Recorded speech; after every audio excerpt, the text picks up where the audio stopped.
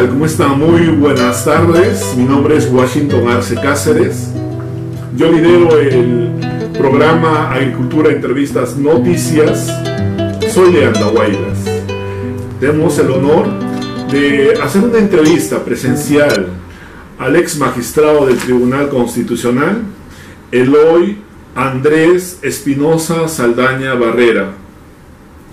Para mí es un honor visitarlo, ya que el doctor cuenta con un postdoctorado en la Universidad de Bolonia, Italia, la universidad más antigua de Italia, y vale decir que es la mejor.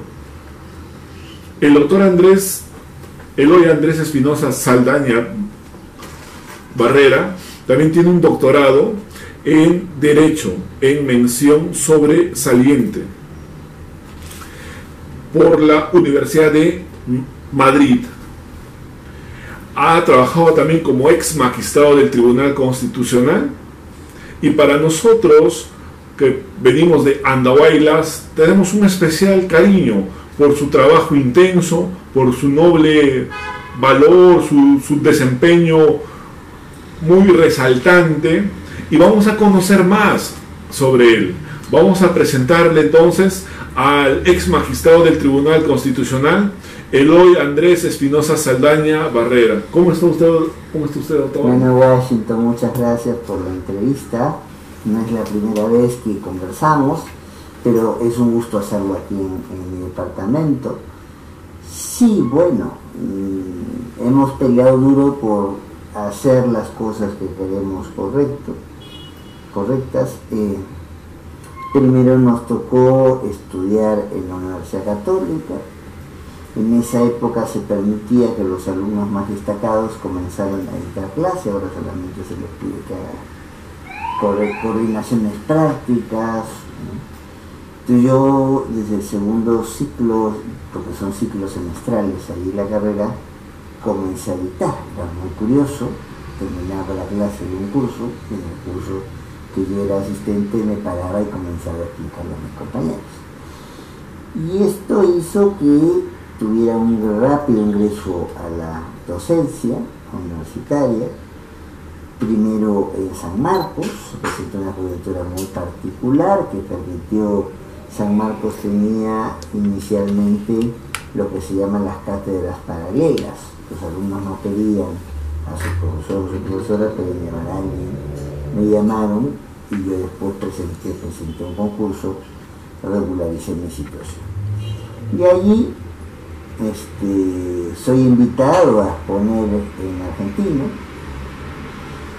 gentileza de dos grandes maestros y amigos ya fallecidos, Néstor Pedro Sagüez y Germán Villar Campos, en las gestiones sobre todo Néstor, y me llevaron para exponer en un congreso que organizaba Néstor sobre procesal constitucional. Fui por una semana, era época de vacaciones acá. Me sorprendió mucho que alguien que haya llegado tan pronto a la cátedra estuviera pues en condiciones de explicar, y me tuvieron como un mes. Y después un querido amigo, Eduardo Teiza, que ha sido presidente de la Asociación Mundial de Derecho Procesal, me dice: ¿y en el Perú cómo? Le dije: bueno, en el Perú han cerrado los doctorados. Recuerden que estamos hablando en esta época de los años 91, 92, y se aplicaba no la ley universitaria de ahora, la ley universitaria de 1982, que planteaba una lógica de asegurar que haya 2 años de maestría y 2 años de doctorado. Entonces todas las universidades acá estaban adaptándose, primero terminaron las maestrías y todavía no tenían doctorados.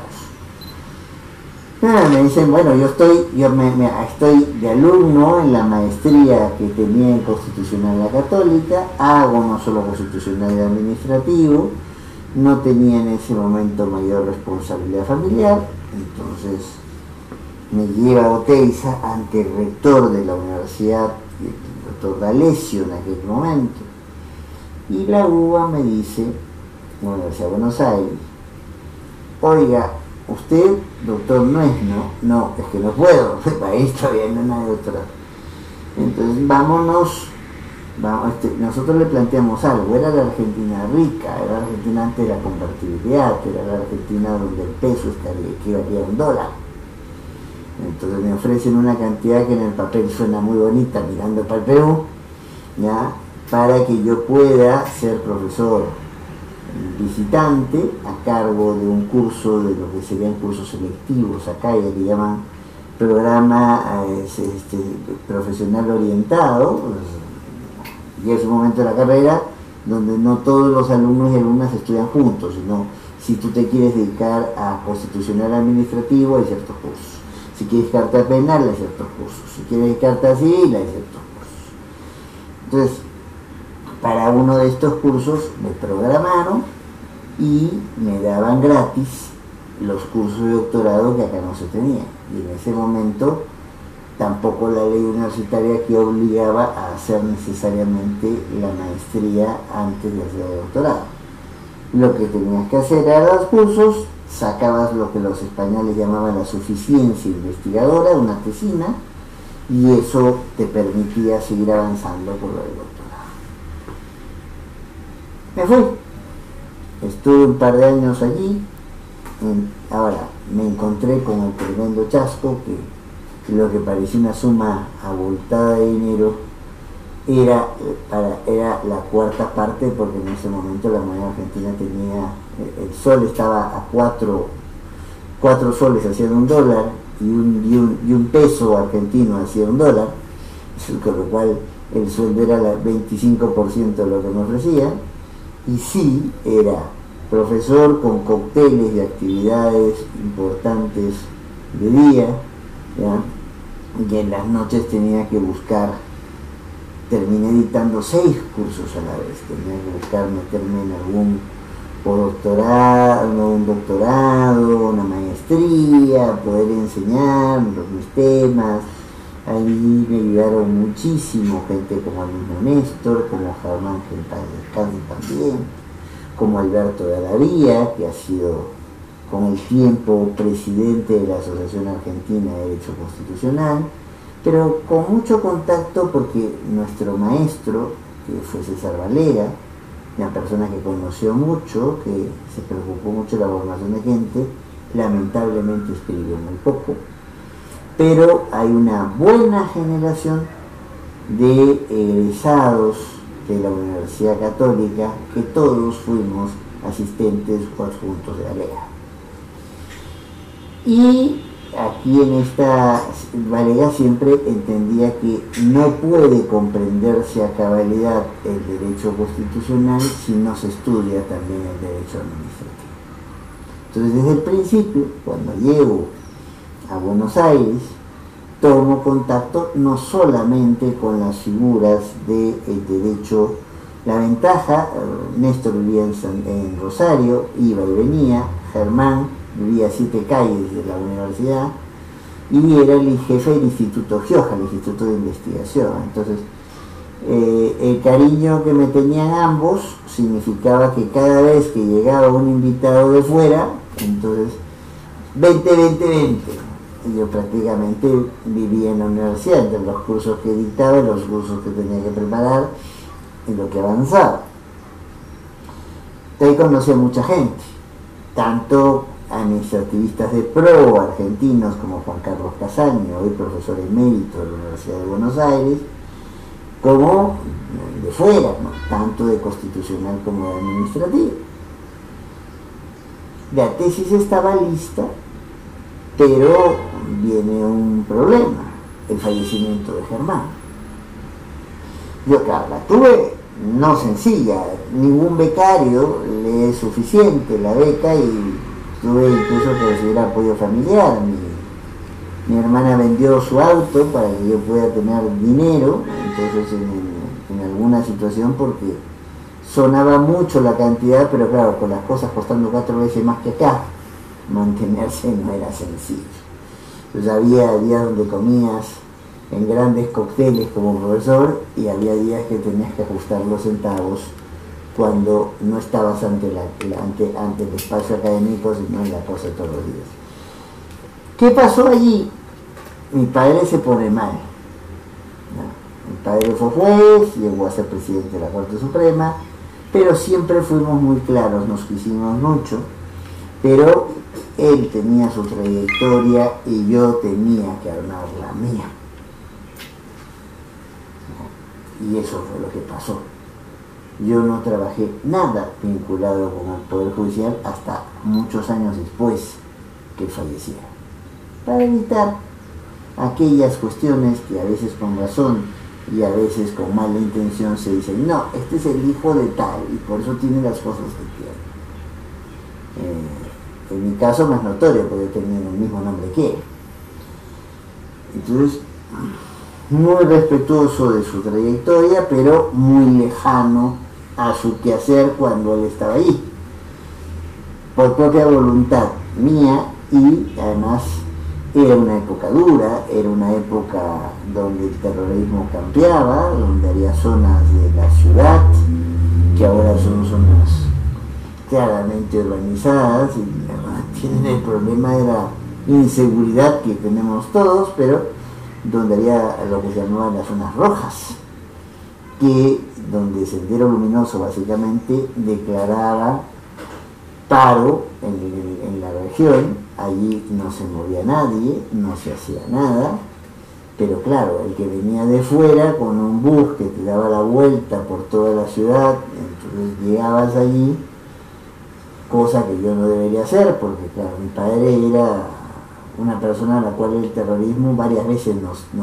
nos mandaron entre volantes y nos botaron carteles y piedras en la casa, pero no podía con mi genio. Siempre para mí el derecho ha sido un compromiso por los sectores más vulnerables, y no solamente comencé a trabajar allí, sino que mi primer ingreso articulado en la universidad es ser coordinador. Había un director, Carlos Montoya, que también ya falleció, y había un coordinador de programas de trabajo de proyección social de la universidad, se llamaba ProSODE, o sea, Proyección Social de Derecho. Y el coordinador general de esto fue la responsabilidad que se me confió. Entonces teníamos proyectos en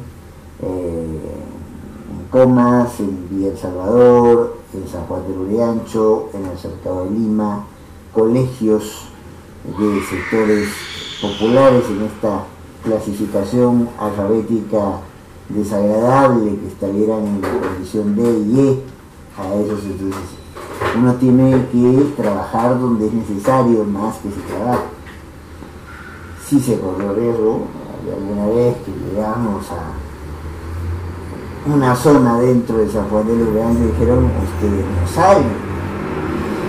O otra ocasión que yo me quedo dormido y me llega una actuación de Villa El Salvador, que es la actuación donde dinamitan el cuerpo de Magdalena Moyano.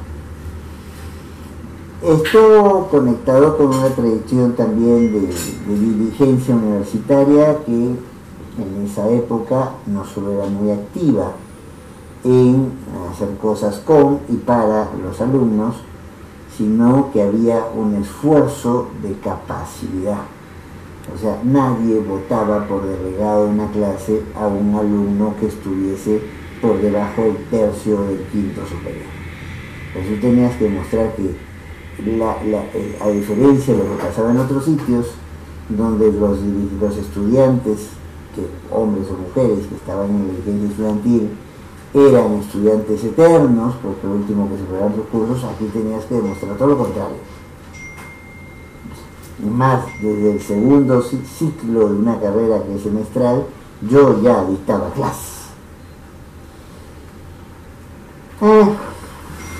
Saqué el título, comencé me se presenta esta situación favorable en San Marcos, dicto en San Marcos, la Católica estaba a cargo de este programa de proyección social, se da esta invitación, se da este viaje, y el viaje significa que presento el proyecto de tesis, que es considerado el mejor en su momento por el CONICET, que sería el equivalente al CONCITEC de acá, un centro de promoción de la ciencia y la tecnología. Con gran sorpresa para todo el mundo, porque era el primer no argentino que ganaba el premio en Argentina. Sorpresa agradable para unos y no tan agradable para otros. Entonces, resulta que en ese momento mi padre se pone mal. Mi padre ya salió de la Corte Suprema, había asumido responsabilidades a nivel profesional, básicamente arbitral, que había que seguir, continuar y terminar. Yo me vengo para unas vacaciones y tengo que cortar la estancia argentina. No hay forma. Mi hermana también abogada, ya tenía un trabajo estable, por lo cual no había escapatoria, y mi otra hermana, bastante menor que nosotros, estudió ciencias de la comunicación, como algunas de las personas que conocemos. Entonces, era yo el que tenía que tirarse la responsabilidad en sí. Para remate, la tesis no se redacta por 5 días. Entonces, la base de la tesis es esto, que es justamente sobre los límites. Precursoramente vi que si en un Estado constitucional el poder es limitado, el intérprete final vinculante de la Constitución también tenía que tener límites, porque si no era una puerta abierta al abuso, al exceso, a la arbitrariedad. Entonces, siempre me dio vuelta a estudiar los modelos de constitucionalidad y cómo hacemos, si es que tenemos algunas pautas para limitar no tanto al juez o jueza, no tanto al juez o jueza constitucional, a quien está en una alta corte, como un tribunal constitucional, o en su caso, porque Argentina, al igual que los Estados Unidos, no tiene un tribunal constitucional, pero tiene una Corte Suprema que hace las veces del tribunal constitucional. ¿Qué pasó? Muere Germán, no puedo sustentar la tesis, Sagüesa hace esfuerzos enormes por conseguir que se pueda convalidar un nuevo director de tesis, pero claro, la Facultad de Derecho de la Universidad de Buenos Aires, yo era ahí profesor visitante en allí, en la Universidad Católica Argentina, es más grande la Facultad de Derecho que toda la Universidad Católica y casi sumando la Universidad de Lima. Es un monstruo, solo una facultad. Entonces era vuelva mañana, vuelva después, y yo gané la beca del CONICET, pero tuve que regresar al Perú por la cuestión familiar. Siempre le estaré agradecido a quien quedó segundo en ese concurso, hoy destacado profesor de Argentina, que en esa época no había pues celulares, estamos hablando de teléfonos, teníamos al tipo colgado el teléfono diciendo que no suelte la beca, que no suelte la beca, que no suelte la beca, a pesar de que yo era favorecido por la situación. Y de bien nacido ser agradecido. ¿Qué pasó? Mi padre comienza a mejorar. Y un buen día que voy a la sala de los profesores de la Universidad Católica, me encuentro con un cartel que dice la posibilidad de te pago cursos de doctorado, pero tú también tienes que asumir clases en una universidad de Barcelona. Le di vueltas Washington al cartel, no sabes cuántas vueltas. Y bueno, lo consulté con la familia, mi padre ya estaba en una suerte de Corte Suprema para los temas administrativos. Entonces, para completar el cuadro, hice muy buenas pilas, justo estos días va a venir y estoy muy ilusionado con eso.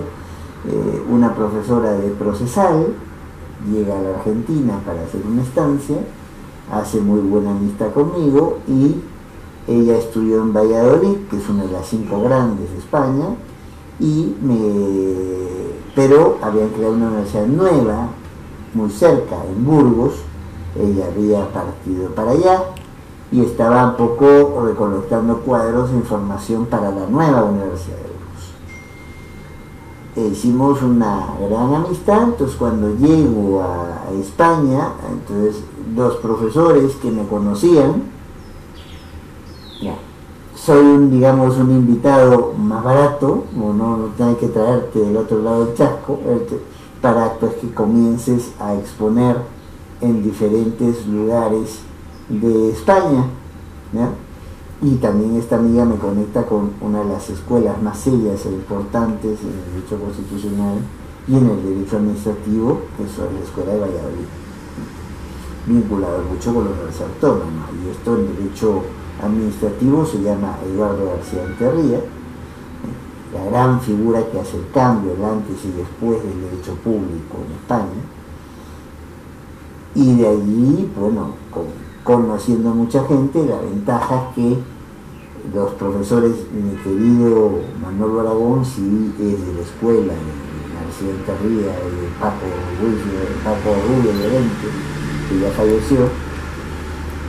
Luis López Guerra está vivito y coleando, nos va a sepultar a todos, y Jesús Leguinazzi ya está retirado de la vida. Pero claro, independientemente de los problemas, de las diferencias que hubiera entre ellos, yo digamos que era Suiza, quedaba al margen, y sí siempre tuve algo claro. Siempre, cuando estuve en Argentina, cuando estuve en España, cuando estuve en Italia, cuando estaba en estancias como el Max Planck de Derecho Público en Heidelberg, en Alemania, siempre mi idea fue regresar. Yo nunca me planteé la posibilidad, que es válida, no es discutible, son opciones, ni mejores ni peores, ¿ya? Siempre hubo la invitación a quedarse, pero yo no la acepté, la rechacé. Y en España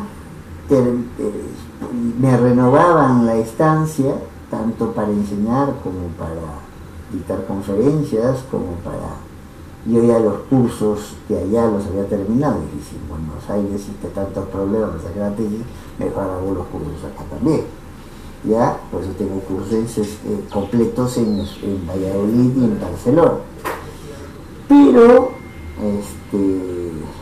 ahí sí, mi padre ya entra en crisis terminal, yo vengo, y en menos de un mes mi padre fallece. Entonces, así es la vida. Tengo la suerte de tener mi madre hasta ahora, pero mi padre falleció. Y bueno, hubo que siempre apuntalar algunas cosas. Era una época muy dura para quienes hacíamos derecho público. Estamos hablando de los últimos años del fujimorismo, ¿no? Y ahí tuvimos que trabajar con mucha fuerza y con mucho esfuerzo. La universidad ya me había nombrado profesor católica a tiempo completo, pero una situación flexible, porque claro, llegué cuando no estaba previsto que llegara, y entonces alterné con una extraordinaria experiencia en un estudio de abogados, que eran mis amigos, Gastón Fernández Cruz, Raúl Canelo, y luego ya vuelvo a la universidad, y cuando estoy en la universidad convalidando papeles, cosas, tesis, para ver dónde finalmente la presento, se da la oportunidad de una postulación al Tribunal de Constitución, en la cual yo no estaba en los planes de nadie, en la cual se había hecho, aprovechando que el sistema en el Perú, si tenemos un Congreso que es fuerte, porque no hay mayoría presidencial en el Congreso, sino la coordinación del Congreso es la que es fuerte, es el Congreso que se organiza, el que puede determinar quiénes van a altos cargos como las magistraturas del Tribunal Constitucional. ¿Qué se dio? Al entonces congresista Víctor Andrés García Belaúnde lograban, en un país donde todo se graba, todo se filma, lograban haciendo algo que no debió hacer, que es sentarse con representantes de los otros grupos y decir, bueno, ¿cómo nos dividimos los 6 puestos que están pendientes en el Tribunal Constitucional y la Defensoría del Pobre?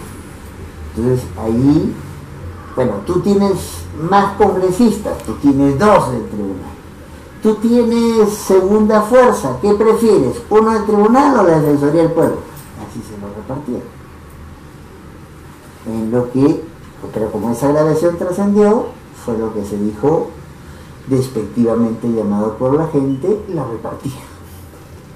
Y la gente salió a las calles. Y los nombramientos de estas personas, salvo uno que se negó a renunciar, todos renunciaron. Tuvo que hacerse una nueva elección, y ahí un poco para limpiar la cara a gente que con la justa cumplía la edad para poder postular, pero que tenía algunos trabajos académicos hechos, luego le permiten postular.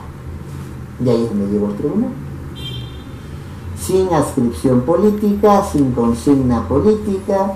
Mi candidatura no es, como mucha gente dijo, manejada, impulsada por Humala, ¿no? Curiosamente, yo cuando trabajé de estudiante como practicante en un estudio, conocí, con todas las diferencias y las semejanzas políticas que pudo haber tenido con él, conocí al entonces alcalde, al entonces jefe de MAPE, y después alcalde de Lima, Castañeda Locio. Y Castañeda Locio un buen día me convoca a su casa con un muy destacado periodista ya retirado, cuyo nombre por obvias razones me voy a reservar, y me plantean: he seguido tu trayectoria desde que eras practicante, porque claro, practicante tiene a cargo carpetas dentro de un estudio y es el que le da cuenta al cliente cuando va. Entonces el que le tenía que dar cuenta de las cuentas de los asuntos de MAPE era yo. Y ahí me identificó, me dice: siguió tu trayectoria, ya cumpliste la edad con las justas para poder postular. Bueno, yo quiero... 26 años. En realidad 45, ¿ya? Lo que pasa es que ya es como la demora, mientras, porque claro, la votación no fue una votación inmediata, se hicieron varias votaciones, pero mi nombre llega sostenido por un grupo, ¿no? Generó el consenso entre varios grupos, no entre todos. Se achacó que yo había trabajado muy cerca de la construcción del fallo en contra del expresidente Alberto Fujimori, aquel que lo llevó a la cárcel. Entonces, digamos que no tuve el veto, pero no tenía tampoco el apoyo del fujimorismo. Sin tener anticuerpos con ellos, he tenido y tengo muy buenos amigos en el fujimorismo. Milagros Maraví fue jefa del plan de gobierno del fujimorismo y es una de mis mejores amigas. O sea, yo siempre distingo, tú puedes pensar Washington muy distinto de lo que pienso yo, pero eso no te quita tu calidad personal y que podamos establecer puntos de consenso básicos y llevarnos bien, e incluso trabajar en proyectos conjuntos. Uno de los 2 libros que estoy sacando tiene la participación, como no, porque ha buscado ser abierto, desde Milagros Maraví o Elmer Cuba, que ha sido propuesto por el Fuerza Popular para ser miembro del Banco Central Reserva, hasta gente del IDL, pasando por Jorge del Castillo. Si queremos armar consensos y queremos armar compromisos que se sostengan como políticas de Estado en el tiempo, hay que buscar conversar con todos. Hay que buscar la opinión de todos. Esto no siempre es fácilmente entendido. Lamentablemente vivimos en un contexto donde mucha gente cree que el que piensa distinto es enemigo. Y con eso me tuve que enfrentar en el tribunal, porque claro, a falta de un Senado, el mecanismo de composición de los conflictos entre un gobierno y un Congreso, que comienza teniendo el Congreso mayoría congresal, pero a Humala, cuando llegamos, se le desarma esa mayoría, y toca después la presidencia de Kuczynski, que llega sin mayoría, y más bien con un Congreso opositor. El tribunal tenía que ponerse, no abandonando su rol técnico, pero a la hora de resolver tenía que ponerse como el fiel de la balanza. Y hay gente a la cual no le gusta que haya fiel de la balanza. Entonces hay gente que te quiere escribir, o tú eres celeste o tú eres amarillo, pero no puedes tener una posición que tenga que ver más allá de la trascendencia política de quienes te hayan propuesto ocasionalmente. Y eso nos llevó a casos muy difíciles.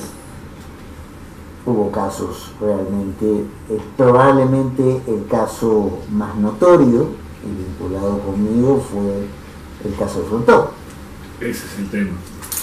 Que llegaron hasta instancias internacionales, ¿no? Sí, claro. Y a los peruanos se les han podido explicar en el diccionario qué significa la palabra archivar. Bueno, es un caso que tiene una connotación muy particular, ¿no? Entonces a mí habrá gente que finalmente termine ganando el caso, en lo que toca conmigo, pero ganándome simpatías históricas y odios irremediables, porque lamentablemente no entendemos que el juez no está para complacerte, sino el juez está para resolver las situaciones que se le presentan.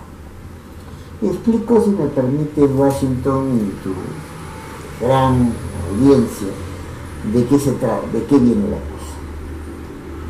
En 1986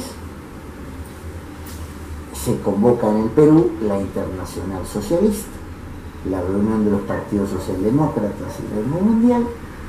Alan García quería poner al partido aprista a la cabeza de esta organización, los convoca y quiere hacer un gran despliegue de acciones mayor que incluso el que se ha hecho hace muy poco con una PECA. Es impresionante. Pero lo que no contaba es que para hacerse notar, la gente básicamente de Sendero y algunos de la MRTA, en las cárceles, que siempre hacen problemas por hacinamiento y todo, ya hemos visto cómo teniendo probablemente a uno de los mejores jefes del Instituto Nacional Penitenciario que se ha tenido en los últimos años, se le escapa un preso por la puerta delantera del Lurigancho. Entonces, ¿qué pasó? Rebelión en el Frontón. Y alguien, entonces García, que es el comandante de la fuerza, era el comandante de las Fuerzas Armadas y las Fuerzas Policiales, como es todo presidente de la República o toda presidenta de la República, les da cobertura para que puedan solucionar el problema. Estamos con una convocatoria internacional, estamos en los ojos del mundo y esto nos están haciendo un tremendo problema. La represión allí fue muy fuerte, creo que absolutamente desproporcionada. No voy a echar la culpa a nadie sobre eso, porque este tema está todavía judicializado y no se ha determinado quiénes. Se tiene una referencia, obviamente no hay forma de acreditarlo, después de tantos años, de quién fue el que disparó y a dónde disparó, y menos aún de quién fue la orden o quién dejó hacer. Todos tenemos sospechas, todos tenemos indicios. El caso se lleva una vez a la Corte Interamericana con el caso de la Alegría, pero hay problemas procedimentales y ese caso no camina más. Entonces la Corte no tiene el cuidado de una sentencia, tiene que concluir, pero tiene que toda sentencia establecer mandatos, que establecer obligaciones, establecer derechos, establecer deberes, porque si solo hace invocaciones, las invocaciones las cumples cuando quieres y dejas de cumplirlas cuando quieres. Entonces viene un segundo caso de dos primos, Durán y Ugarte, que luego se acredita que no tienen nada que ver con el terrorismo, pero cuando se bombardeó el techo de lo que era la prisión del Frontón, todo indica que allí el techo les cayó encima y murieron, aunque algunos sospechan que, y eso no lo digo yo, lo dijo la comisión que encabezaba el entonces congresista Ames, la comisión Ames, que es el principio de lo que va a ser en la Comisión de la Verdad. Dice que hay 100 o más personas que habían estado detenidas, algunos procesados, otros ya sentenciados, ¿ya? Algunos, entonces en trámite su caso, y otros ya con condena, a los cuales tenían bala acá. En la parte posterior de la cabeza. Y eso solamente pasa si matas a un judío. Todo hay que decirlo. Con alevosía y ventaja. Los términos los pones tú. Entonces, ¿qué es lo que toca? La composición anterior nuestra resuelve el caso, que no debió llegar al Tribunal Constitucional. Es un caso básicamente del Ministerio Público del Poder Judicial, porque lo que hay que determinar es quién fue el autor intelectual, o los autores intelectuales, o las autoras intelectuales del delito, y quienes lo materializaron. Pero se plantea un habeas corpus por un conjunto de marinos a los cuales se les imputaba haber sido los autores materiales, y hay una clara intención de desobedecer al Ministerio Público, que había señalado: un momentito, la Corte nos está diciendo hay que ver no solo autores intelectuales, sino autores, quienes pensaron esto, quienes dieron la orden. Y claro, eso hizo temblar a mucha gente, entre ellos al expresidente ya fallecido Alan García, que por cuestión coyuntural tenía, digamos, una composición antes de la nuestra bastante proclive a sus líneas de pensamiento. Entonces se acepta un habeas corpus que no debe aceptarse, y se resuelve de manera rara, porque hay un voto, que es el voto también de un magistrado fallecido, del magistrado Vergara, que va a plantear Juan, que el cual conocí bien y quise mucho, que trabajamos en algunas comisiones juntos. Juan plantea: miren, yo he sido juez del Poder Judicial, entonces, si bien no creo que las convenciones de Viena puedan tener una aplicación retroactiva, recuerden que el Perú firma las convenciones de Roma, la convención retroactiva, entonces no las de Viena, Viena es otra cosa. Entonces puede tener no tenga una imposición retroactiva. Lo cierto es que la Corte ha sido muy clara diciendo que esto es un tema de jueces ordinarios, y fiscales. Entonces su voto se parece en parte, en algunas pretensiones, en algunos alcances, al voto de 3 magistrados, pero en otras se parece más al de 2 magistrados, donde estaba el presidente del tribunal. Y ese presidente del tribunal, siendo 6, porque el magistrado Beaumont había renunciado, entonces cuando hay un empate, el voto que gana es el voto decisorio del presidente. Eso nos pasó mucho, ¿no? En el caso, cuando se discutió el tema de la consulta indígena, sobre todo los originarios, empatamos, pero claro, el presidente de aquel entonces, también ya fallecido, Silvio Ferrero, votó a favor de quienes decían no hay consulta previa como una obligación, entonces hay que saber ganar y hay que saber perder. Entonces, acá, ¿qué es lo que ocurre? Vergara vota o sea, firma la sentencia, pero hace su voto aparte. No le llama fundamento de voto. ¿Por qué? Porque lo que quería, él tenía la idea que el fundamento de voto, que es la coincidencia en parte, pero no en todo, no podía usarse ese nombre cuando hay una discrepancia de fondo, ya que había una discrepancia de fondo. El tribunal quería resolver el caso y él decía, como los otros 2 magistrados, que esa era responsabilidad del Poder Judicial y del Ministerio Público, que son finalmente los que están viendo el caso hasta ahora. ¿Qué pasó? Ese expediente, Vergara plantea su voto no se entiende. El actual procurador de Asuntos Constitucionales, lo he visto hace muy poquito en una audiencia, Huerta, presenta un reclamo, porque claro, era en ese momento no el procurador de Asuntos Constitucionales, sino supranacional, o sea, él que iba a dar cuenta de cómo resolvía el Perú ante la Corte Interamericana. ¿Y qué le va a decir? Si no está claro el voto de Vergara. Pues plantea que el tribunal defina cuál es el sentido del voto de Vergara. Vergara, ante el requerimiento que hace sus compañeros, formula un voto, y el voto es clarísimo. El voto, entonces, dice, aquí en realidad hay 3 bloques. Los 3 que han votado juntos todo, los 2 que han votado juntos todo, y yo que he votado parte con ellos y parte con los otros.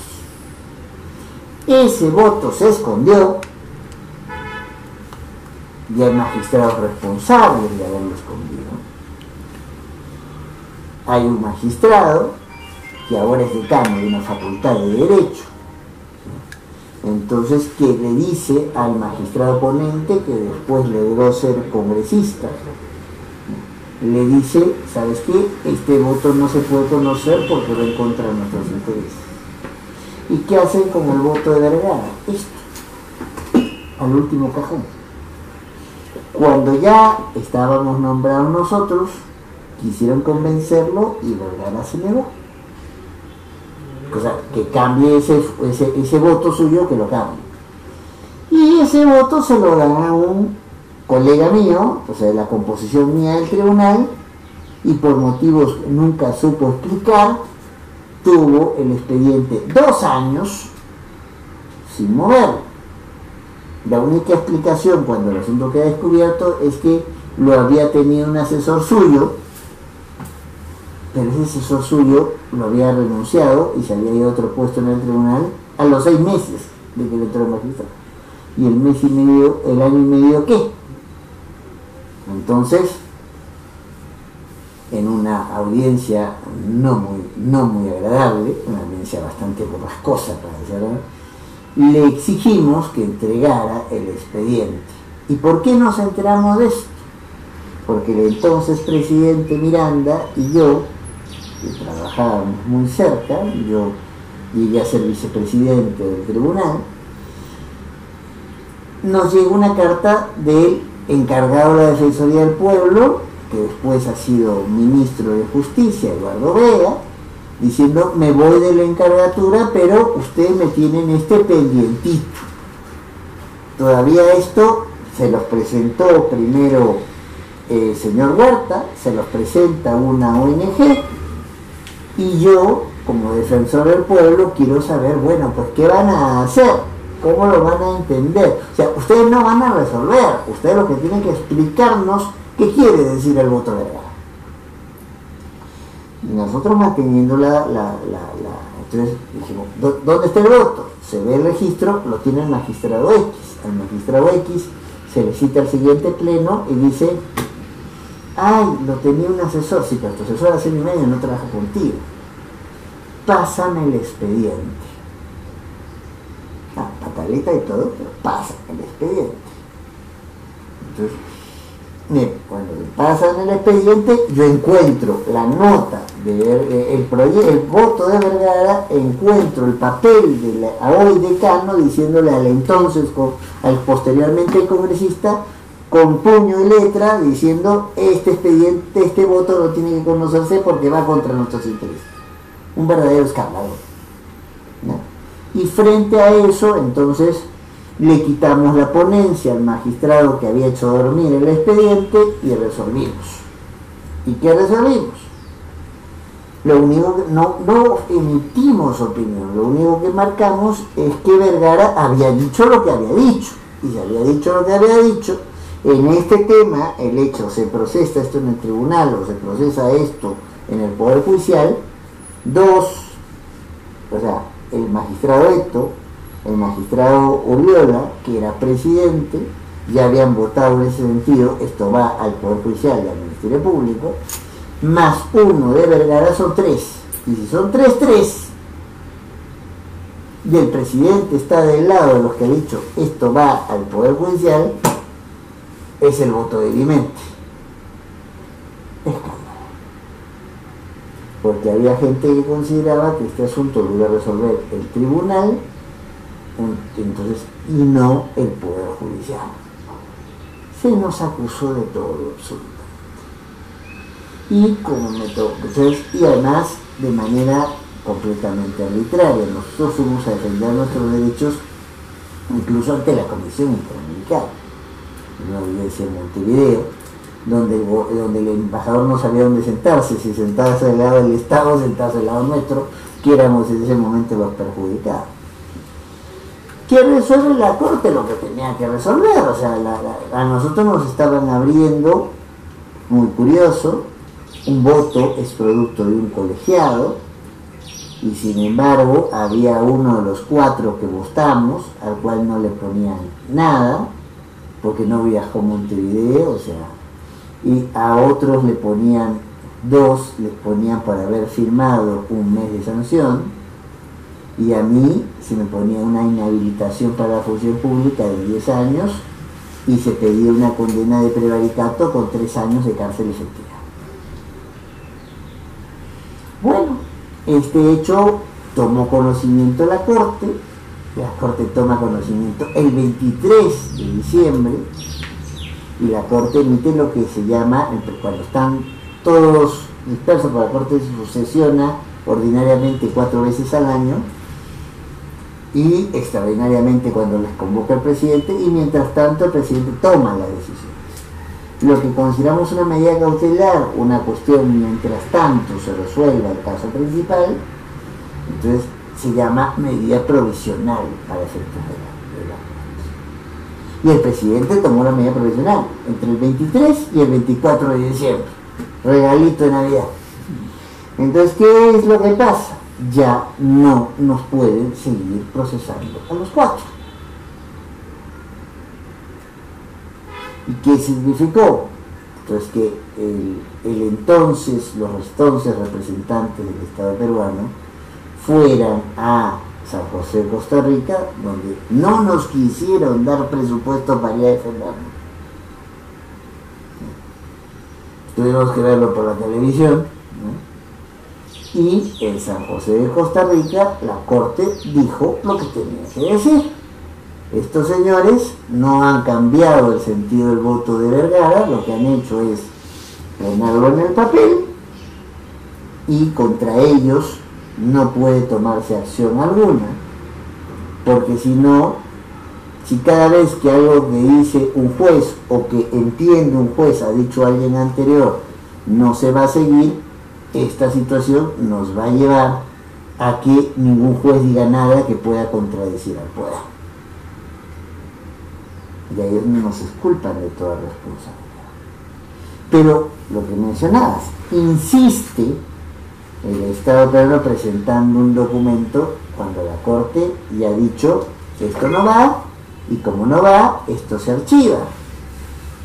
Y el Congreso peruano de aquel entonces presiona al gobierno para que mande un escrito pidiendo una aclaración de qué se entiende por archivar. Y realmente es preocupante cómo se expone al Estado peruano, porque la Corte ya casi con sarcasmo le dice, bueno, archivar es meter en un archivo, tirarlo en un tacho, escandaloso, ¿no? Bueno, eso me vino a represalias, después inventó que yo no tenía un título que sí tenía, o que no lo tenía todavía, y con varias, me hicieron la vida imposible, ¿no?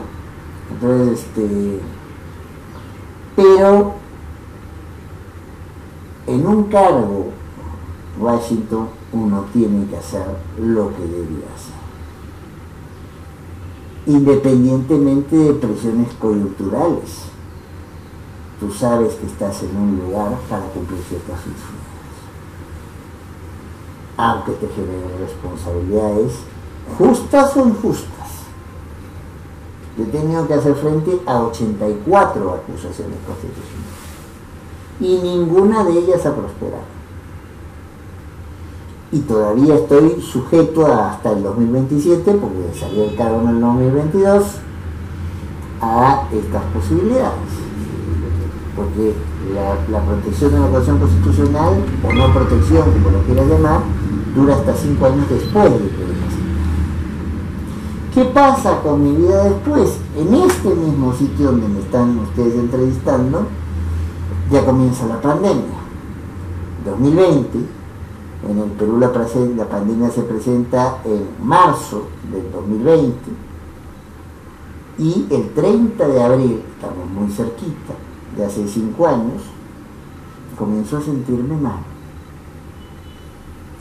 Y allí donde tú estás sentado, como todavía para mis compañeros no era como la composición ahora, que es más homogénea en edad, ¿no? Teníamos gente muy mayor en el tribunal, que no estaba familiarizada pues con las conexiones. Ahora todo el mundo hace pues un Zoom, todo el mundo hace un Google Meet. No, en ese momento era una cosa muy nueva para la mayoría de las personas y sobre todo con cierta edad. Entonces nos ponían como una suerte de tutor al costado. Y me comienzo a sentir realmente mal. Y cuando está terminando la sesión digo, no doy más. Ya termina la sesión, me despido, cierro la computadora y me desmayo. Claro, había gente en casa y el encargado de informática, como todo ese momento, todo lo que pasaba, se creía que era COVID y el COVID no se sabía cómo se contagiaba, el tipo dijo, se ha puesto mal el magistrado. Y yo estoy vivo en un 5.º piso, los 15 pisos se lo bajó corriendo, no contaminarse para nada. Y allí pasó toda una difícil época, que son 10 UCIs en clínicas, en hospitales, la posibilidad de operarme, la decisión mía final de no operarme y de que me retire de la lista de las operaciones por la complejidad de la operación y por la falta de certeza de resultados. Yo iba a ser la primera persona operada del pulmón con mi grupo de sangre, que no es tan frecuente. Cuando estoy en la colita, porque el único sitio donde lo hacían en ese momento era Almenara, para entrar de una foto grande, ampliada, donde hay una señora en silla de ruedas y está todo el equipo de trasplantes de la Almenara. Miro adelante y veo con 4 canitas más a la misma señora. Y le digo, ¿qué hace usted allí? Si se le invité. Y la señora me dice, fui la primera persona que operaron del pulmón en el Perú. Está muy bien, ¿eh? Yo estoy en candidato de ser operado del pulmón también. ¿Y por qué está aquí? Pues supuestamente ese tema, pero está fuera. Es que pues, después de 10, 12 años ya me está rechazando el pulmón. ¿Qué me pusieron? Washington, amigos, amigas, ahí se acabó mi operación. No, oiga, si es una operación de alto riesgo, 24 horas a cuerpo abierto, con el corazón arriba, que te tienen que poner pulmones, y después de eso, a una persona que tenía sangre universal, yo no tengo sangre universal. Después de eso, después de 10, 12 años, viene porque ya el pulmón no le encaja. Pues yo dije, ¿sabe qué? Bájeme de la lista, ¿ya? Y me puse a hacer cuánto tratamiento experimental pudiera hacer. Y hasta que llegamos a uno, no vamos a decir el nombre de la clínica para no hacerle propaganda a nadie en particular, donde logran controlar, porque el fenómeno que yo creo que tenía era de complicación de contracción. Hasta ahora tengo ya no el pulmón, pero sí el diafragma subido, lo cual impide que respires, y si tú no puedes respirar, yo estoy teniendo en este momento un proceso de volver a aprender a caminar, porque si te falta aire no puedes caminar. Un trabajo duro y un trabajo muy costoso, les aseguro.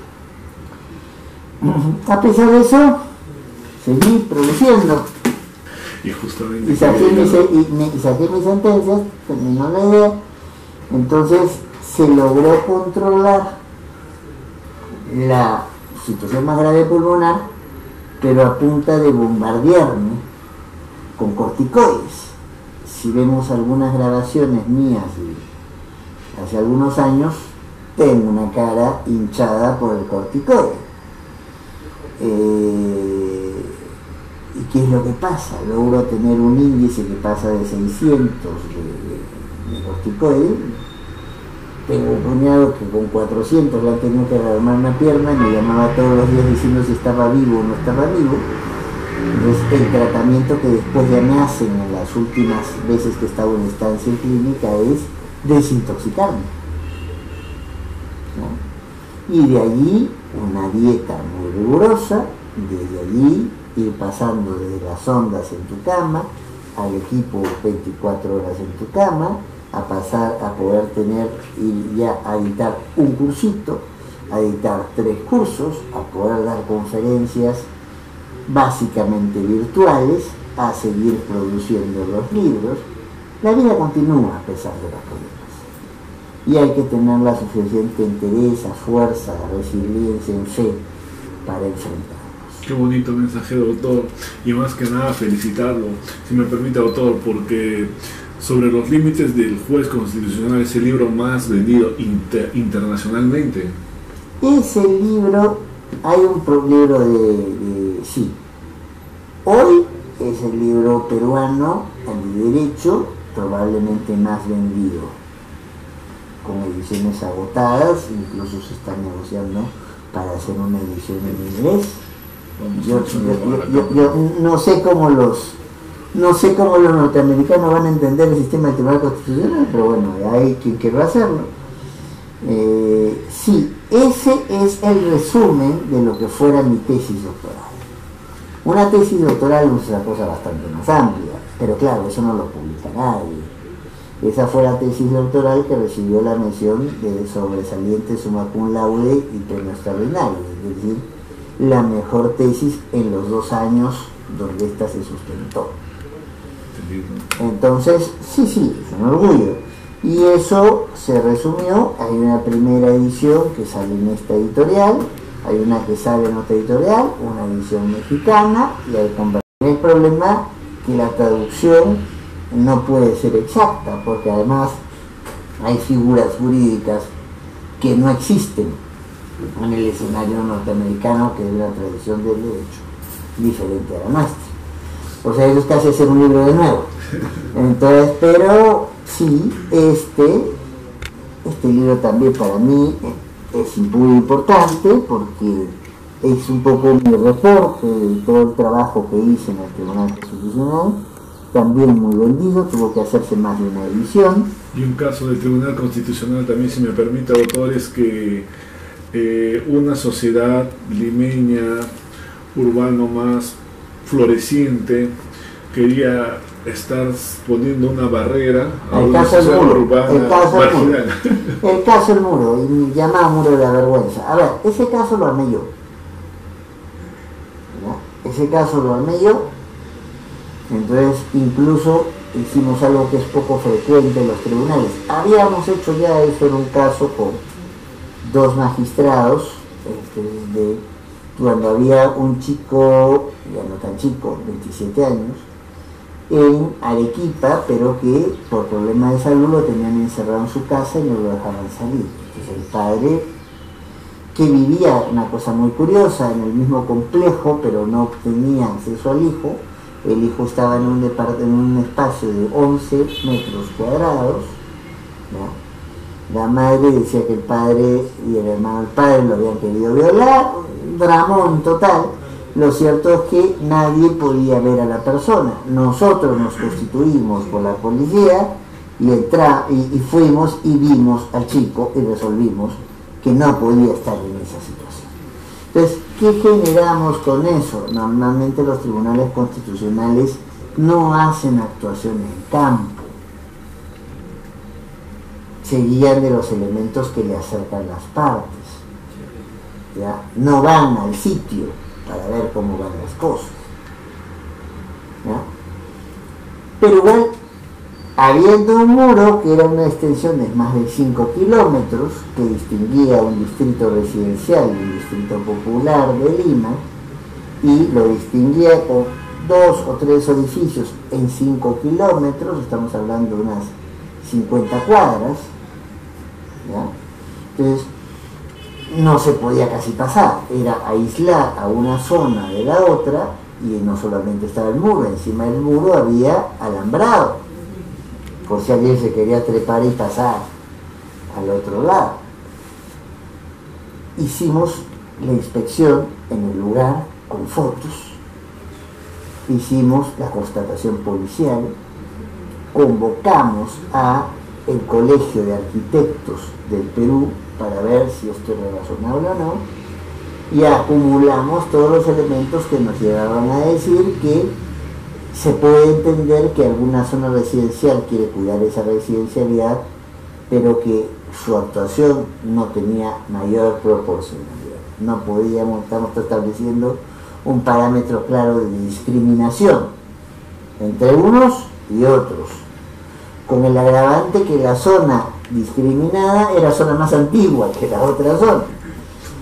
Pero no conseguí en ese momento, ya había muerto un magistrado del tribunal que normalmente votaba con nuestras ponencias, y había riesgo de perder el caso. Entonces dejamos el caso armadito y se lo pasamos al magistrado que lo sustituyó en el puesto. Con otra correlación en el tribunal, ese caso sale votado, pero sin querer quitarle méritos a la actual composición, ni a quien sostuvo el caso, porque no es un caso fácil de sostener. Hay muchas presiones de diferentes sitios que se pueden consumir, ¿verdad? Del mismo distrito, de inmobiliarias, etcétera, etcétera. Se hizo lo que se tenía que hacer. El muro se derrumbó. El muro hoy no existe. Pero así hay un montón de casos delicados. Dos jóvenes tenían uno en su pueblo de Amazonas cómo estudiar la primaria, quería estudiar la secundaria, pero el colegio no tenía secundaria para mujeres. En este libro, Copla, desde el Tribunal Constitucional están bastantes experiencias que usted ha... No. Acá incluso, si me permites, no solamente está las cosas que se han hecho, sino el libro tiene puestas algunas de las sentencias emblemáticas y tiene puestos también QRs, con lo cual te puedes bajar el texto entero de las sentencias en todos los años que estuvimos en el tribunal. Entonces, en los casi 8 años, del 2014 al 2022, aquí están las sentencias más importantes. Y también, hablando sobre la efectividad constitucional, administrativa, convencional del ámbito ecológico o ambiental, centrándonos en una cancha de fútbol, imaginarse 39 canchas de fútbol se podan en la celda y nadie dice nada, todos bueno, es que, está escrito en este libro, ¿verdad? Sí. Este libro que fue hecho por mí y presentado en Argentina en el seno de la Asociación Iberoamericana de Derecho Constitucional y Ambiente, estamos hablando afortunadamente de ligas mayores. ¿Qué es lo que explica? El Perú tiene una normativa bastante interesante frente a los peligros de incidir, ya no vamos a discutir acá, si un ambiente sano o un ambiente equilibrado. El libro se pregunta, como cada vez nos preguntamos más, si son sumamente las personas las que somos titulares de los derechos, o también, como algún fallo, por ejemplo, se ha dado en Corte Superior, diciendo que el río Marañón tiene derechos por sí mismo. Entonces se pregunta eso el libro. Constata que las sentencias del tribunal al respecto mal no están, pero que la práctica concreta hace que tengamos una situación de abandono monumental de una serie de variables. Tomas tú el dato de la tala ilegal. La tala ilegal es, después de la minería ilegal y antes que el narcotráfico, la actividad delictiva más importante en el Perú. La segunda que genera más dinero. Y lo que está comprobado es que cada año 39 bosques, o sea, el equivalente a 39 estadios de fútbol de bosques originarios amazónicos son destruidos, sin ser repuestos, destruidos para facilitar la actividad de la minería ilegal, destruidos para vender la madera, destruidos para crear pistas para el narcotráfico, pero destruidos así de paz. Y no hay una campaña de reposición. Después nos quejamos de las alteraciones climáticas que estamos viviendo. Si nosotros no cuidamos el entorno en el cual nos desenvolvemos, nosotros mismos nos estamos poniendo una pistola en la cabeza, que tarde o temprano se nos va a disparar. De eso habla este libro. Sí, doctor. Y también nuestra región es Apurímac, de donde provengo, y nos sentimos muy orgullosos hacerle la entrevista al ex magistrado del Tribunal Constitucional, Eloy Espinosa Saldaña Barrera. Bueno, mencionado, tiene un postdoctorado por la Universidad de Italia, la universidad más antigua de Italia, la Universidad de Bolonia. En realidad del mundo, Bolonia es la primera universidad del mundo. Allí, no sé si lo podrán tomar, está el cuadro del archigimnasio, ¿ya? Ese fue el local donde por primera vez se dictaron clases universitarias en el mundo. Ese local subsiste hasta ahora. Y alguien que fue adjunto mío, al cual también ya hice en todos los años que estuvimos en el tribunal, entonces en los casi 8 años, del 2014 al 2022, aquí está la sentencia más importante. Y también hablando sobre la efectividad constitucional, administrativa, convencional del ámbito ecológico o ambiental, centrándonos en una cancha de fútbol. Imaginarse 39 canchas de fútbol se podan en la celda y nadie dice nada, todos. Bueno, está escrito en este libro, ¿verdad? Sí.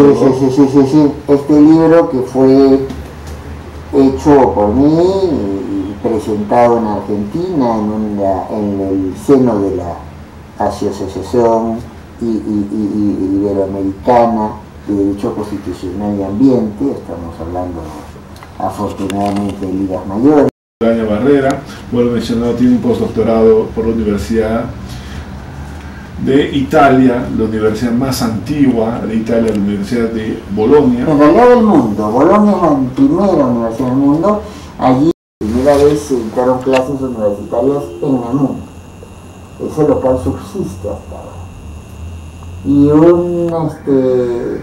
alguien que fue adjunto mío, al cual también ya hice, lo estoy buscando, tengo ningún contacto con la gente de Bolonia, y ayudé a que pueda estudiar ahí, como recuerdo me trajo el cuadro. Qué lindo, doctor. Le mencionaba, doctor, que este libro sobre la efectividad constitucional, administrativa y convencional del ámbito ecológico o ambiental hacía mención sobre la tala ilegal de los árboles, pero también la minera Las Bambas, que antes tenía otro nombre, tenía que transportarse por mineroductos.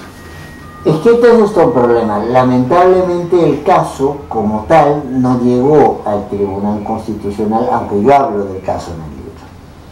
¿Qué es lo que ocurre? El compromiso de lo que tenía antes otro nombre era un compromiso de poder explotar una de las zonas más ricas en mineral, pero que para no perjudicar la cobertura del cordón del medio ambiente se construyera un mineroducto. O sea, esto pasaba como pasa, o debiera pasar si es que no lo rompen, porque ese es otro problema también muy frecuente en el oleoducto que tenemos norperuano. Entonces, ni tú, ni nuestro amigo Ronald, ni nadie de Andahuayla, ni de Chalhuanca, ni de Abancay tenía por qué enterarse entonces que esto estaba pasando.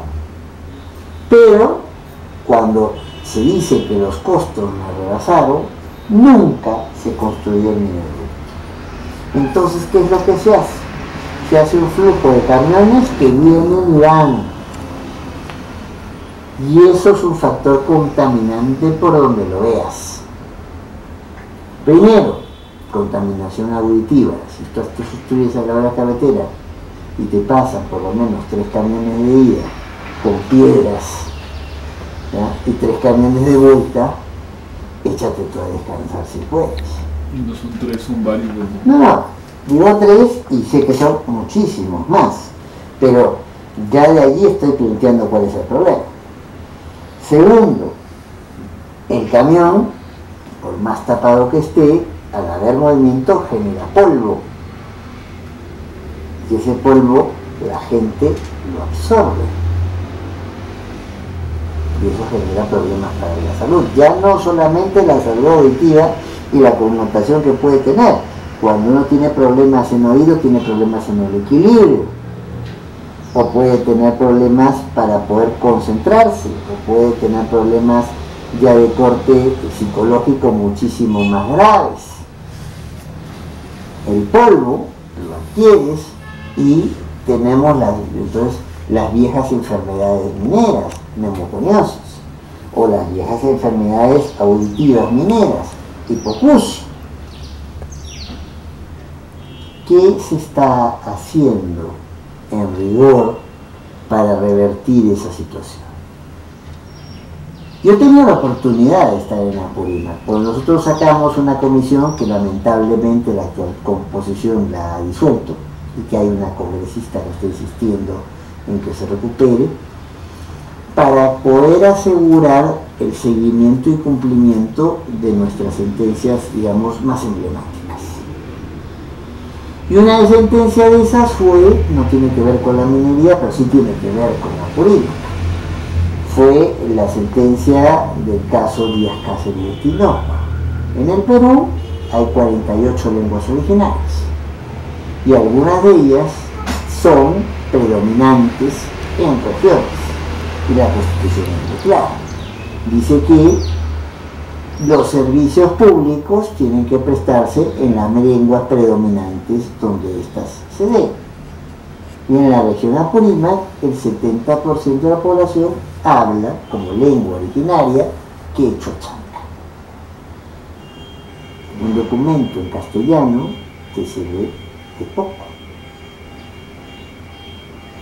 Bueno, sin llegar a estos extremos, eso le pasó a la señora que, a pesar de los apellidos, Díaz Cáceres de Tinoco, era una quechua hablante. Ella trabajaba en sus pequeñas tierras cerca de una ciudad de la región Ancas. Le tomaba a Brasil, vender sus productos y volver.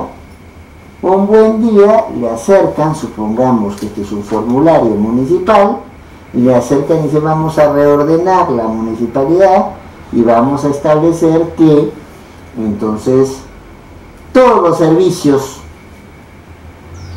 ¿ya? Entonces se van a dar durante, no el tiempo que usted quiera, sino durante tales horas, tales condiciones. Y como está en castellano, y a la señora le dicen firma, firma. ¿Y qué estaban diciendo ahí? Entre otras cosas, que solamente podía vender en la mañana 4 horas sus productos. Con lo cual era condenarla a la muerte en vida, porque entre lo que le tomaba en ir y venir, están las 4 horas. Y más. Y además el tiempo con el cual se quedaba no era suficiente como para poder colocar todos sus productos. O sea, se volvía con productos que eran básicamente pan llevar, que lo único que era llevarlos por el camino para botarlos o para regalarlos, porque ni siquiera, a veces eran cantidades mayores de lo que podían comer. ¿Ya? ¿Qué hicimos? Sacamos una sentencia en la cual se dijo: esto no puede pasar. Y una sentencia de corte estructural, o sea, cuando las entidades no toman las acciones, el tribunal mientras tanto toma las acciones. Obligamos al Ministerio de Educación, obligamos al Ministerio de Cultura que se haga un mapa para ver, qué lenguas son predominantes en qué regiones del país. Entonces Apurímac estaba como pintado. nos fuimos a capacitar a todos los altos funcionarios de aquel momento y a los medianos funcionarios a que pudieran hacer sus formularios, a que pudieran explicar sus trámites en quechua chancán. Y nos tomamos varios días para capacitar. Y no solo lo hicimos ahí, también lo hicimos por los aguajunes, también lo hicimos por otra parte del país. Lamentablemente ese tipo de esfuerzos que dio Washington se han perdido, ya no se hace. Y valoramos, doctor, valoramos y admiramos desde su posición como ex magistrado en su momento, haciendo los libros, usted siempre defendiendo, sacando cara por los más necesitados, pero también ese papel de los gobernadores, los congresistas. Me recuerdo que en ese entonces era congresista Michel Martínez y Edgar Villanueva, que trabajaron de la mano con Alejandro Toledo para que esa minera se dé, y ellos nunca reclamaron que se izara el mineroducto. Vieron su conveniencia. Después pasaron los gobernantes, el ingeniero Elías Segovia Ruiz, el licenciado Baltasar Lantarón, anteriormente el licenciado Wilber Venegas Torres, ahora está el señor Percy Godoy, y ningún gobernador, porque se entiende que el gobernador es como un pequeño presidente dentro de su región. Bueno, tiene ciertas atribuciones que ya son transferidas del gobierno central a la región apurímac. Y debería por lo menos sacar cara por su región y velar si algo se está haciendo incorrectamente, ¿no? Pero nadie reclama nada, bueno, nadie dice nada. Bueno, pero a ver, hay cuestiones en las que nos toca actuar y hay cuestiones donde el imperativo ético nos debiera obligar a actuar. En el plano de la administración, la gente suele entender a veces lo primero y muy pocas veces lo segundo. Nosotros hicimos lo que nos tocaba hacer. Una situación de desigualdad como esta no podía sostenerse. Y no solo sacamos una sentencia, sino nos movilizamos a los lugares para que esta sentencia fuera efectiva. Si eso no se quiso continuar, yo ya no estoy en el cargo desde hace prácticamente 3 años. Entonces, y recuerden que nos tocó, aparte, a mí me viene en el 2020, justo en época, tuvimos 2 años de pandemia donde el país estaba paralizado. Los magistrados no nos veíamos las caras, trabajábamos por internet. Nuestro personal tampoco podía venir. Ante el riesgo de contagio y ante épocas donde se decretó, por lo menos en Lima, confinamiento. Nadie sale de su casa. Y ahí comienzan los deliveries, los servicios que cada vez se hacen importantes. Yo no voy a... yo solo respondo por lo que podía hacer. Llegamos hasta donde pudimos y en una decisión que considero equivocada, la sobrecarga es muy grande en el tribunal, pero nosotros establecimos mecanismos que no son inconstitucionales y que nunca fueron declarados inconstitucionales, sino que han sido dejados de lado, que es otra cosa, para poder darle rápido trámite a aquellos casos en los cuales es evidente lo que los abogados llamamos el rechazo liminar. No hay más que hacer, la cosa está muy clara. Caso, señora, en Chimbote no le dan una cobertura en una propiedad, lo que llamaríamos una tercería excluyente de dominio, y esta señora dice que le han cometido un crimen de lesa humanidad y denuncia no solamente a las autoridades del Santa, denuncia a toda la Corte Suprema, denuncia a quien era presidente de la República. Pregunta, ¿tenía algún sentido que ese caso lo viera el Tribunal Constitucional? ¿O lo que necesitaba era un rápido despacho para ver cosas que son sí problemas? Bueno, establecimos ese mecanismo, no inventamos nada nuevo, ese mecanismo se usa en muchos países del mundo. Pero después, Hubo una presión de un sector de abogados para que esto no caminara. El Código Procesal Constitucional actual, el autodenominado nuevo código, quita esta fórmula, lo cual es muy discutible porque el presidente es la interpretación que hace el tribunal, y la interpretación del tribunal del último intérprete vinculante no es el legislador que es vinculante. En teoría, un precedente del tribunal vale más que una ley si toca sobre el mismo tema, pero eso se dejó de lado. Para no hacer problemas buscamos una interpretación de la misma ley que permitía hacer lo mismo, pero nuestros sucesores en el cargo no han querido seguir la fórmula. Consecuencia, se han repletado de casos. Y entonces dice, si estamos tan repletos de casos, ¿cómo podemos supervisar? También dice, pero si no hay una ley que me habilite a hacer eso, perdón, un tribunal constitucional, y eso está dicho desde siempre, incluso hay un muy bonito dictamen que hizo el fallecido maestro y amigo Néstor Pedrosa Bues, de los poderes implícitos que tiene toda institución para poder hacer su trabajo. Asumamos, para que tú hagas una labor periodística, entonces, y quieras entrevistar a alguien, pues alguien tiene que pagarte, y tú eres de Andahuaylas, alguien tiene que pagarte el pasaje, alguien tiene que pagarte la estadía, ¿no? Y alguien tiene que crearte las condiciones para poder llegar a lo que quieres hacer.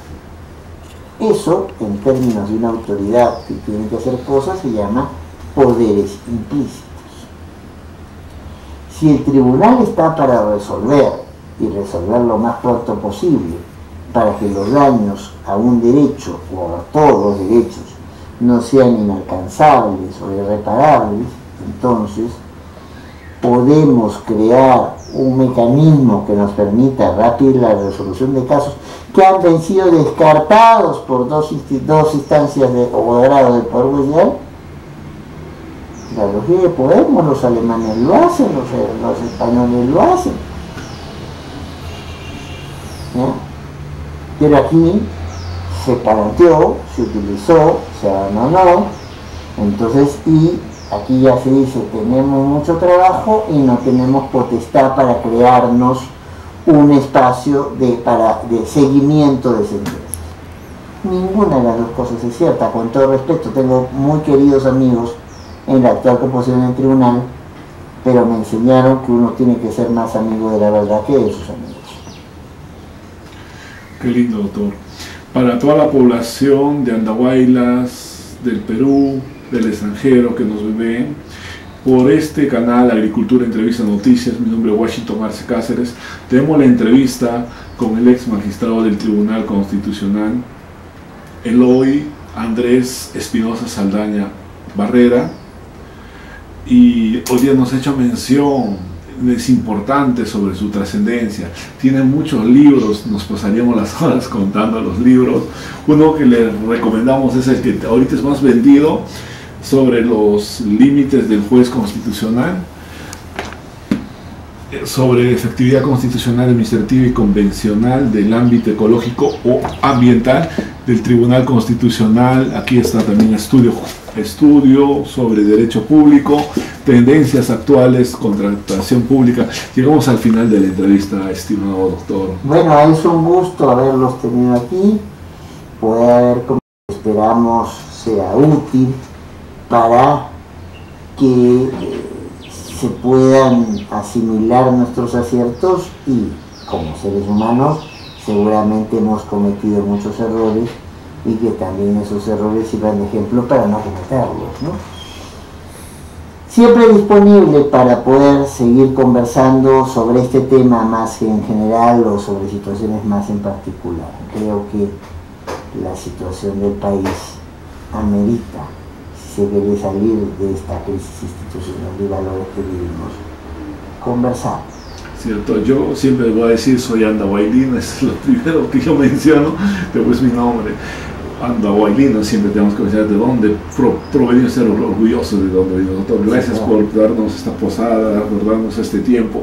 Hemos aprendido mucho con usted. En verdad, invitamos a leer la literatura del doctor Eloy Espinosa Saldaña sobre los límites del juez constitucional. Doctor, muchas gracias, le agradecemos mucho y seguramente vamos a tener otra entrevista. Está usted muy asiduo, constante en las redes, en las noticias. Le agradecemos mucho por estar ilustrándonos siempre. Bueno, no se pueden aplicar las reglas del juego que no se conocen y no se pueden cuestionar los actos indebidos que tampoco se conocen.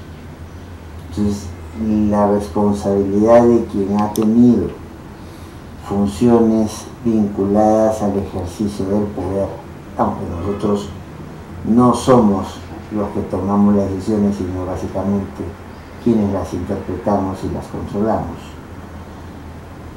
tenemos un deber, y en ese deber es que la población conozca qué es lo que está pasando y pueda tomar sus previsiones al respecto.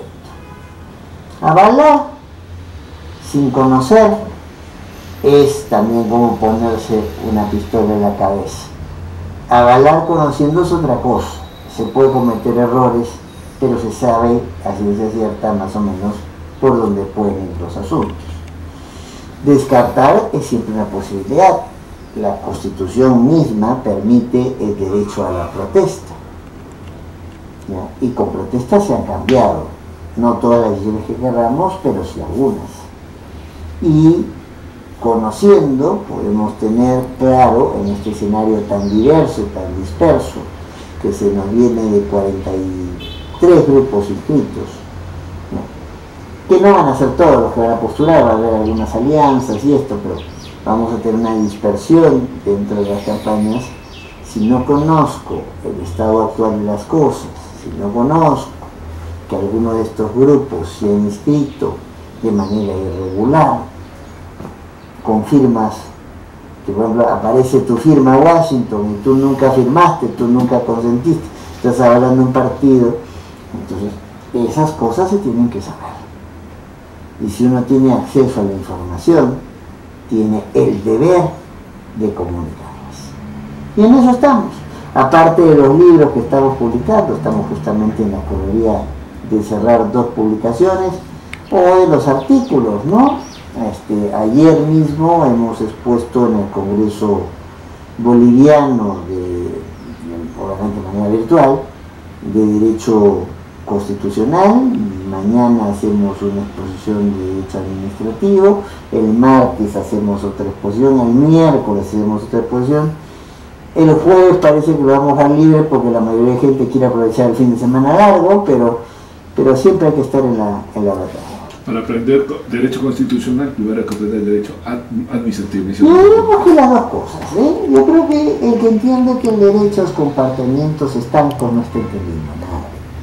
Entonces, hay que tener una formación general. Es como el médico, ¿no? El médico puede dedicarse a hacer partos, o la médica puede dedicarse a hacer partos, pero tiene una formación de medicina general, si no, no puede detectar los problemas que hay. En mi caso, lo puedo decir, al principio cuando me puse mal, creyeron que era un problema del corazón, y la clínica, cuyo nombre no voy a mencionar, me manda al INCOR, que es supuestamente el Instituto del Corazón, el mejor para estos temas. Y ahí el INCOR me dice, sí, pues hay una arteria diagonal que está bloqueada, pero su problema de fondo no es ese. Su problema de fondo es el pulmón. Lo que pasa es que si el pulmón no bombea oxígeno, el corazón comienza a resentirse. El problema no es el corazón. Entonces, tenemos que entender que la especialidad es indispensable. Hoy todos no podemos saber todo, pero tenemos también que contar con una formación básica que nos permita proyectarnos. ¿Por qué? Porque las cosas cambian. Hace algunos años, es más, ni siquiera el término es castellano, es una traducción hecha, y todavía estamos buscando qué nombre le pone la Real Academia Española, a lo que llamamos inteligencia artificial. Con la inteligencia artificial, ¿van a cambiar las cosas? Claro que van a cambiar las cosas. Y muchas situaciones de la realidad van a cambiar. Hay puestos que van a desaparecer. Hoy día ya hay una queja de los actores de Hollywood diciendo que ya no se contratan extras. Se reproduce gente. Hoy día China está armando un robot que es el loro electrónico. Tú lo capacitas y a las personas, digamos, adultas mayores, les va diciendo, toma tu medicina, haz tal cosa, haz tal otra. Es como una agenda para acompañarlos. Entonces, el mundo está cambiando, va a cambiar. Entonces, hay que afirmar siempre las categorías básicas de nuestra disciplina, pero también proyectarnos. Hay una tensión entre no dejar de conocer lo que ya está, pero ir construyendo lo que se tenga que responder. Doctor, muchas gracias. Muchas gracias. Espero que se haya sentido complacido, contento. Encantado. Más bien, gracias por alojarnos en este espacio, permitir venir hasta su vivienda. Esperamos que los hermanos de Andahuaylas de Apurímac, del Perú y del extranjero estén gustosos. Hemos estado con el ex magistrado del Tribunal Constitucional, doctor en Derecho Constitucional, Eloy Espinosa Saldaña Barrera. Un gran abrazo para los amigos de Andahuaylas del Perú y del mundo que estén escuchando esto directamente o que lo escuchen después. Un cariño de siempre. Muchas gracias a todos. Gracias a todos.